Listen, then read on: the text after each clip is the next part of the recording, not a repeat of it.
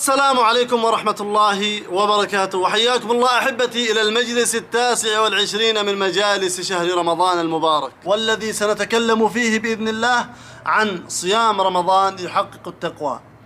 اعلم أخي المسلم أن صيام رمضان يحقق للعبد التقوى الحقيقية، كما قال الله سبحانه وتعالى: يا أيها الذين آمنوا كتب عليكم الصيام كما كتب على الذين من قبلكم لعلكم تتقون. اتق الله، والتقوى الواجبة هي بفعل الواجبات وترك المحرمات، كما قال الله: يا أيها الذين آمنوا اتقوا الله وقولوا قولا سديدا. واجعل تقوى الله ملازمة لك في كل زمان ومكان، كما قال عليه الصلاة والسلام لأبي ذر: اتق الله حيثما كنت وأتبع السيئة الحسنة تمحها وخالق الناس بخلق حسن. اتق الله بزيادة النوافل في أعمالك وترك المكروهات من أعمالك، كما قال عليه الصلاة والسلام في الحديث القدسي: وما تقرب إلي عبدي بشيء أحب إلي مما افترضته عليه. اجتهد في الصيام وفي القيام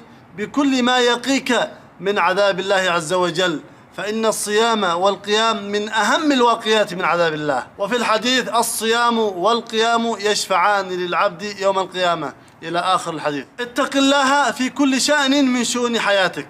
اتق الله في لسانك فلا تقول إلا حقا.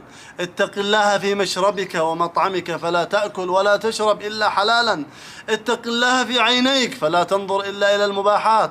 اتق الله في سمعك فلا تسمع الأغاني والمحرمات، بل واسمع الكلام الطيب والكلام المباح. اتق الله في جسدك فلا تضع فيه شيئا محرما. اتق الله في فرجك فلا تضعه إلا في زوجك وحلالك. اتق الله في يدك فلا تبطش بها حراما، بل فاستخدمها في الحلال.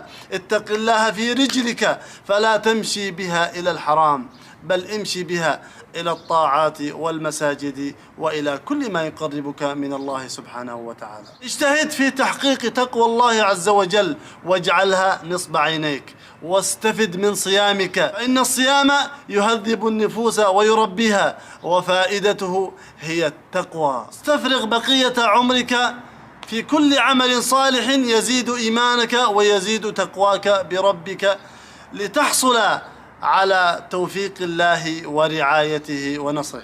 أحبتي الكرام، وصلنا إلى نهاية هذا المجلس من مجالس شهر رمضان المبارك، إلى مجلس آخر أستودعكم الله الذي لا تضيع ودائعه. السلام عليكم ورحمة الله